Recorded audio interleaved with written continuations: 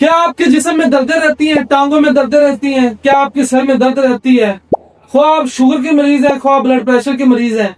अस्सलाम वालेकुम, मैं हूं आपके साथ आपका भाई हकीम मोहम्मद इमरान और आप देख रहे हैं बाबा हिकमत यूट्यूब चैनल। काफी बुजुर्ग हजरात मेरे राब्ता करते हैं, दवाखाने पे भी आते हैं हकीम साहब। कुछ उम्र का भी तकाजा है या कुछ पुरानी दर्दों की वजह से, कोई चोट लगी, कोई accident, so and so fourth. टांगों में दर्द रहती है, कोहनियों में दर्द रहती है, गैंठिया रीवा है, अक्सर दर्द है। हमारी गारंटी वाली चीज है बफजले खुदा। एक कैप्सूल सुबह नीम गर्म दूध के साथ, एक कैप्सूल रात नीम गर्म दूध के साथ। खाली पेट ज्यादा फायदा, अगर खाना खाए तो 1 घंटे के बाद लें। बफजले खुदा पहले दिन ही सुबह और शाम की खुराक लेंगे तो आपको पहले दिन ही कुछ ना कुछ असर महसूस होगा इंशाअल्लाह। ख्वाह आप शुगर के मरीज हैं, असाबी ताकत के लिए इसका बहुत अच्छा रिजल्ट है।